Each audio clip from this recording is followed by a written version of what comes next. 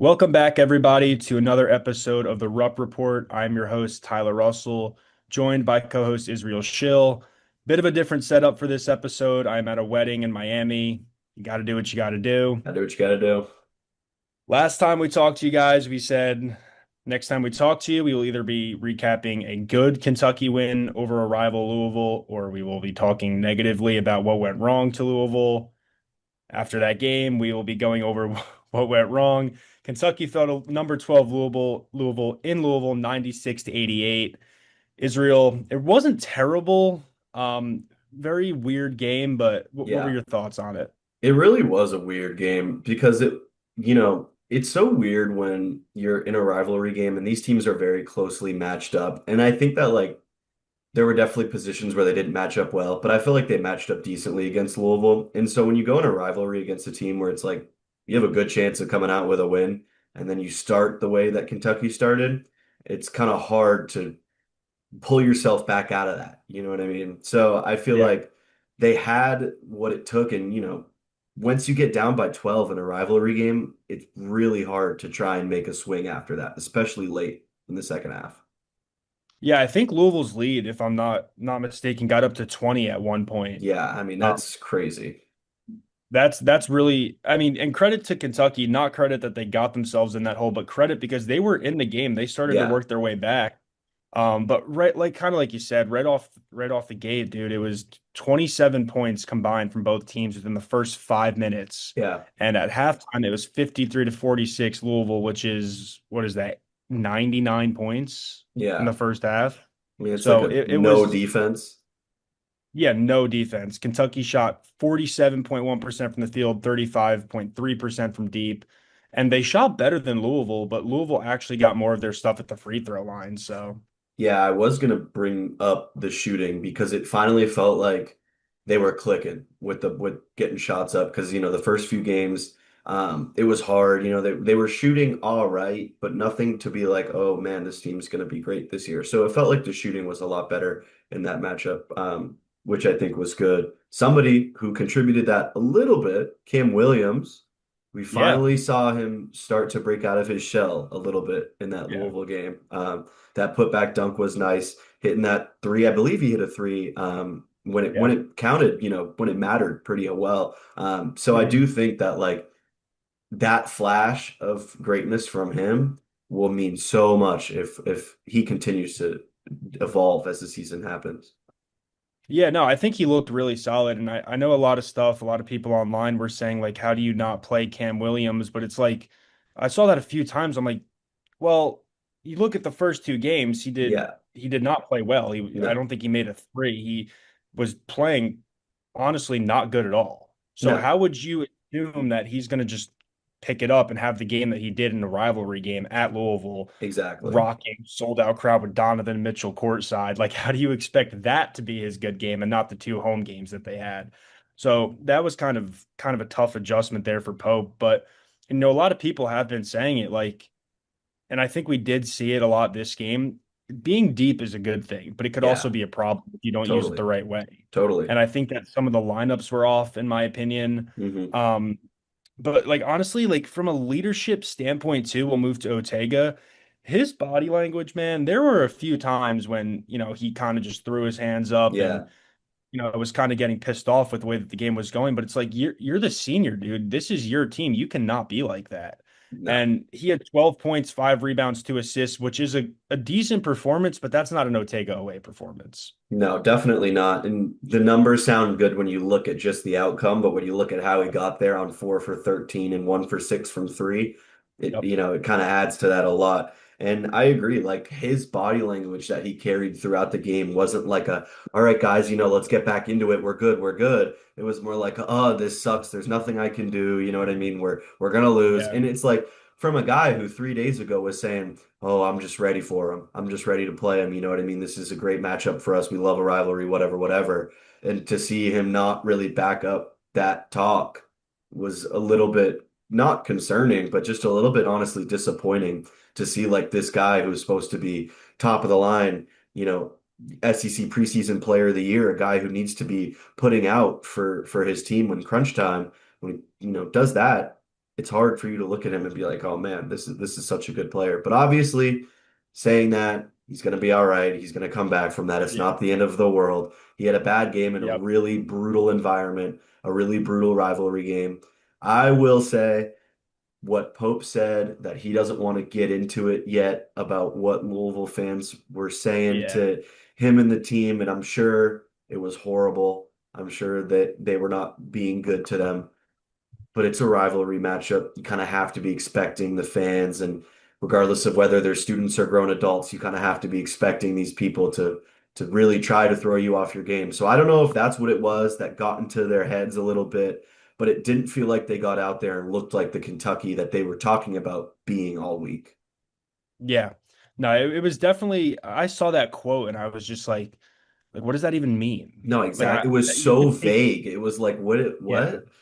And you could take any approach that you want to that. And like obviously a lot of what we do as, what we're doing right now and just talking about it, you could take any single approach you want to that. That was like an open-ended question. Yeah. Like that could have gone any way. And it's you can only help but think like what actually went wrong that made them go. I mean, honestly, like the way he made it sound like something terrible happened. No, it really And made it sound like somebody was like threatening his family in front of his yeah, face. like Like it I don't actually even seemed know like what it it could was have been. horrible. It seemed so Yeah. bad. And honestly though, but like with the way that he came out and said that. And I still don't think that, I mean, they didn't come out perfect, but on the road in that environment, they were neck and neck with them for a little Oh bit yeah. until Yeah. Louisville went on a pretty good run there. But Yeah.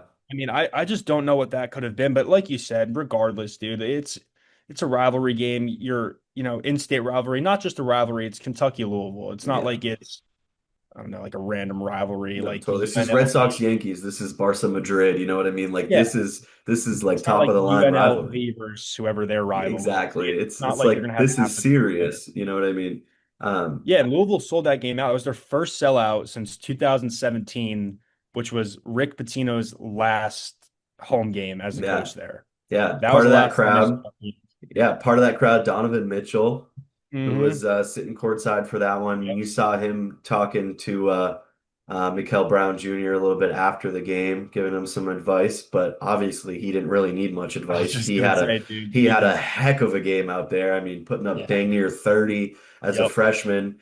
I mean, I was a little concerned about the guard matchup going into the game because it was kind of like ooh, you know what I mean? Who's gonna really lock in on defense? Because Kentucky has good offensive guards and good defensive guards, but they don't really have that one starting guard who I feel like Like a is Mikael Brown is Jr. a yeah, is like a lockdown defender and like a really good, ball handler, distributor, shooter who can really just do everything. And maybe that's kind of what they were hoping in Jaland Lowe this year. Obviously, we'll get a little bit into that later with the injury of his shoulder, but I think that the matchup was a little tough there. And I think when Brown noticed that they're not really stopping me right now, that he was just like, all right, I'm just gonna turn it on. Yeah, I think that's a good point. I think Kentucky has three solid guards, but they all have their own individual strength. Yeah, Like Denzel Aberdeen defense, Otega Owe finishing at the rim, so on. But Mikael Brown Jr. is that player that yeah, packages all that together, yeah, which is part of the reason why he's going to be probably a lottery pick this yeah, year. I would say Um, so.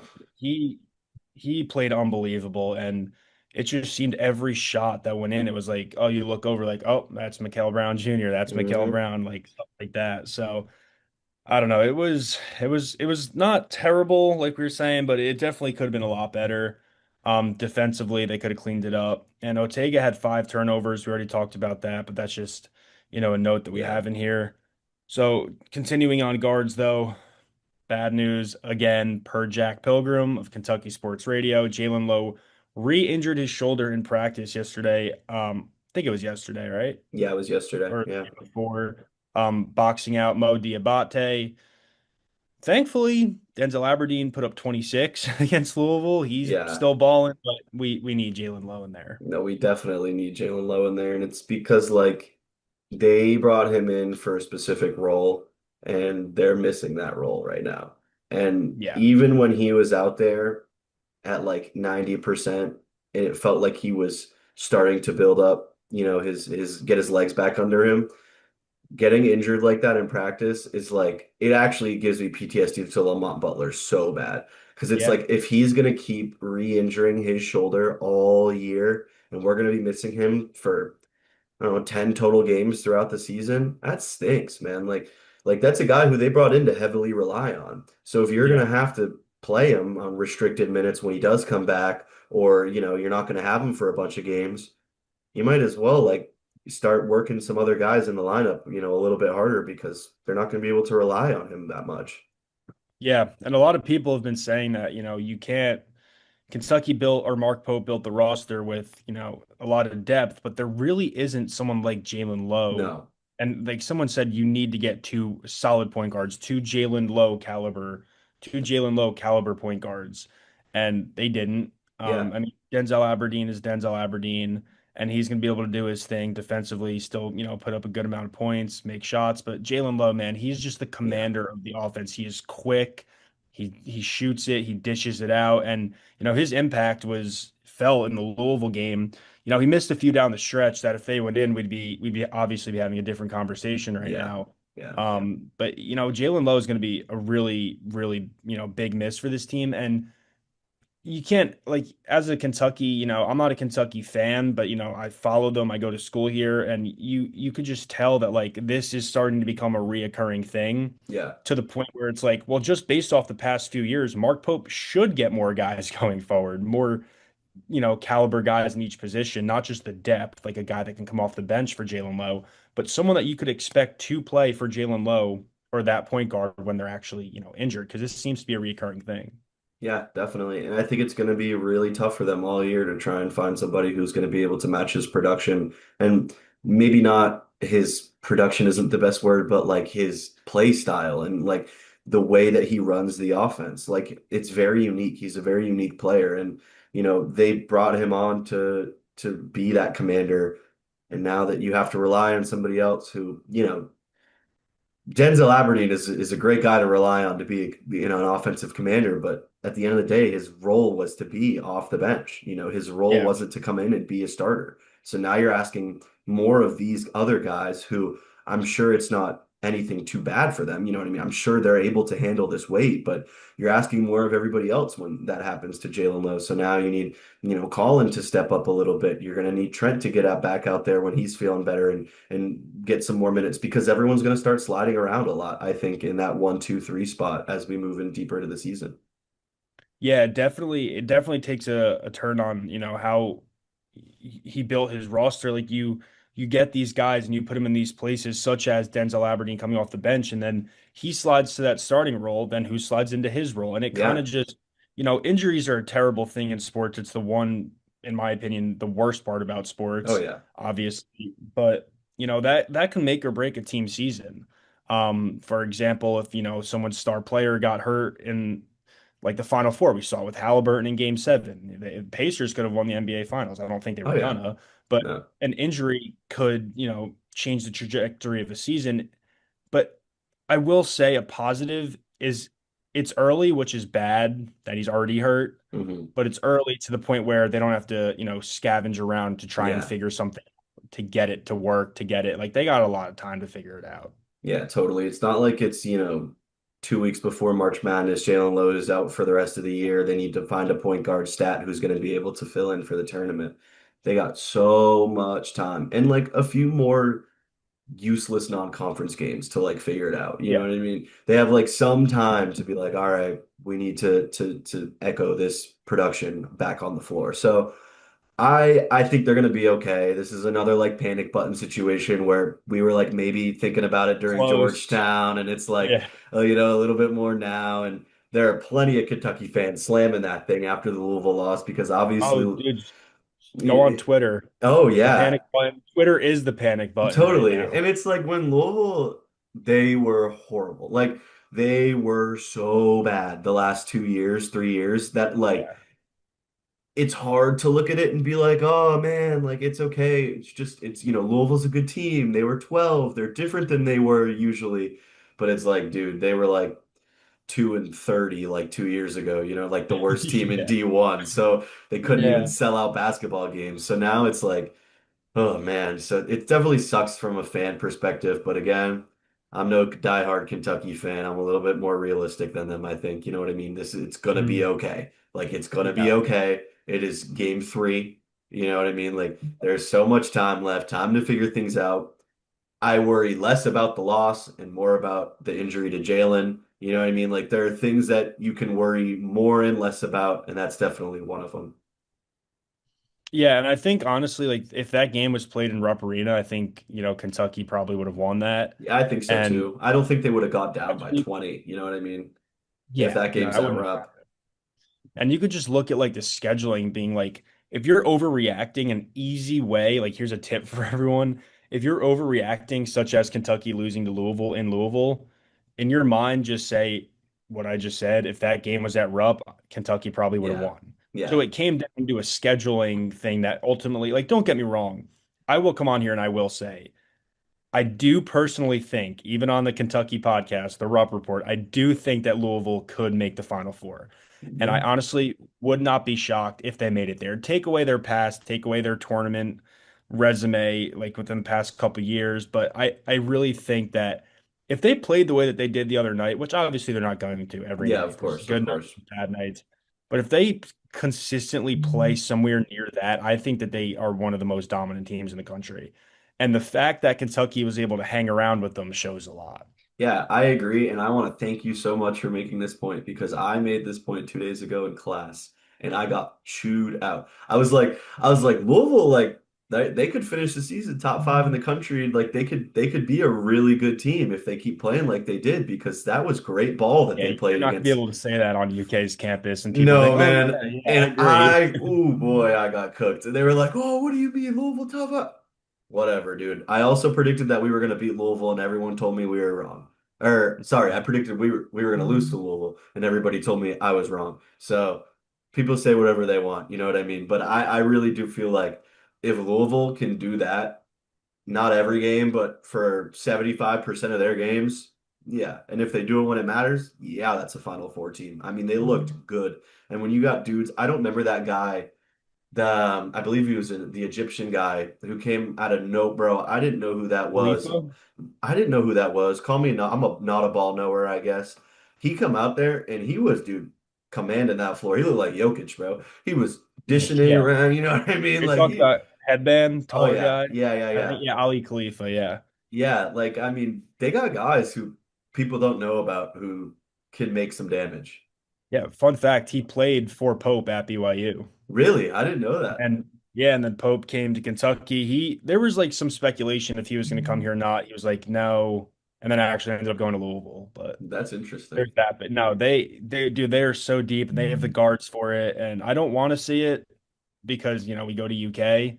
But from an out-of-state kid from New Jersey, not born and raised in Lexington, I honestly think that they could do it. And I will Yeah. say that with all honesty, I think they have a real shot at getting there. So back to Kentucky though. Tonight, Friday, November 14th, Kentucky has a perfect opportunity to get back on track. Yeah, I mean, they're playing 100%. Eastern Illinois in Rupp at 7 o'clock. Eastern Illinois is 1-2. They lost to Valparaiso, who Kentucky beat. Eastern Illinois gave up some late fouls. Valpo was able to just ultimately win off of making free throws. Yeah. And they lost to Notre Dame. Eastern Illinois lost to Notre Dame by 20, 75-58. They did beat Nichols by 8 points. That's their one win. Israel, give me a score prediction for this game. Bro, it's hard because like obviously I want to So say difficult. after a loss to Louisville, I want to say these guys are going to go out there and drop 150. You know what I mean? Hmm. Like But it you should know be, yeah. you know they're going to come out firing, guns blazing. So, give me like a give me like a 107 62 if they get to 60. If they get to 60. Yeah. Yeah, no, I don't know. Eastern Illinois is not a good team, simply put. Yeah. But it seems like every time so far as we've been doing this Field of 68 podcast, but just in general, I feel like whenever I give a prediction for someone to blow someone out, it quite frankly just never happens. Bro, actually though, I But I think do we're think cursing these guys as we do this because we're like, oh yeah, it's gonna be a huge win against Georgetown. Like, Yeah, we got cooked there. Yeah. You know what? Let's reverse it. I'm gonna say Kentucky wins on a buzzer beater tonight, aka Okay. that means we're actually gonna blow them out. Yeah, okay. I was gonna We're say that gonna would be flip the insane. curse. Yeah. But Yeah. realistically, though, I'm gonna go 86-61 UK. Okay. Yeah, that's fair. Keep Um, it somewhat contained, not a blowout, but not close. yeah, I mean, Eastern Illinois has nobody who I think is going to be somebody that Kentucky has to be like, oh, this team sucks, but they got one guy. You know what I mean? Yeah. Like All around, yeah, Georgetown all Georgetown, around cooked UK, but they had Malik Mack and some other exactly. guys. Eastern Illinois, I don't think really has that like top three where it's like these guys are P4 level guys. You know what I mean? Yeah. So, I think it should be cake. You know, it's the last game before they head to New York for Michigan State. Yep. Um, that's going to be a huge game, huge battle because Michigan State looking really solid, Yeah. despite, a few hiccups here and there to start the season. After that, they come back with Loyola Maryland and Tennessee Tech. So it's like it's nice that I feel like it's nice that they're able to come back after some of these tougher matchups and play, a lower level squad. Like lose Yeah. to Louisville, come back, you get to play Eastern Illinois. Same thing with Georgetown. Lose to Georgetown, you come back, you play Nichols. You know what I mean? Like games like that. So they'll get Loyola Maryland, Tennessee Tech before they get UNC in Rupp Arena, December 2nd. That is going to be like I'm so excited. Like I'm Yeah. so excited for The that one thing that matchup. sucks about that game, dude, is it's 9:30. Yeah, man, it's so late. We're gonna be in Rupp till like 3 a.m. Oh yeah. I mean, like I'm already thinking about my post, like having the post game show after that. Like that game's gonna end at Mm. 11:30, and I'm gonna be setting up post game on Rupp's court, waiting for coach to walk Dude, out at that's midnight. for us young guys trying to break into the industry. I mean, this something Yeah. like that is where you find out if you really love it. Yeah, Because dude, if really. you're able Yeah. to do that, then you'll know. But if you're Yeah. like, F this, get me home, I'm done, which is probably going to be your thought. But still, if you, But it's, hey, if I'm work there, I'm through it, there. yeah, I dude, can think you're one thing all, and do another. So that is true. That I goes think, for everything in yeah, life. absolutely. No, I think it'll be fun though. But yeah, I mean, just back to Eastern Illinois, there's not really much to talk about. Yeah. It's gonna be a win. It's gonna be big. That's about all I got. You know what I Yeah, mean? no, Like, I agree. Like I said, 86-61. I think UK is gonna, it should hopefully be a good bounce back game for them. But let's see. So today is Friday. We're probably gonna be recording next Wednesday yeah, or Thursday, depending, because I'm going to the game in New York City. yeah, Uh, which will be awesome. yeah, I live in New Jersey. I'm 35 minutes away, so I'm just staying at home and doing that. But I'm driving back to Lexington, so we'll figure out a Wednesday or Thursday schedule for the episode. But next time we're coming at you guys, Kentucky could have a good ranked win on a neutral site against Michigan Yeah, State. we'll see. We said this last time about Louisville. It's like, Yeah, oh, next time we're back here, Kentucky we got to could have start won a changing around the rivalry game. words. Yeah, man, it's tough, bro. It's tough. But that's just what it's all about, man. It's college hoops Hmm. for you. The highs, the lows, um, well, I guess the injured lows, I Hmm. guess. That's like a good play on words. Good pun, but it Yeah, I hurts. tried. It It took me a second. hurts. I lagged for a sec. Yeah, we'll live it on the internet. Yeah, yeah. All right, guys. Well, that does it. That does it for us. Make sure you follow the Field of 68 on everything, wherever you listen to your podcasts. We will be there. Thank you guys for listening.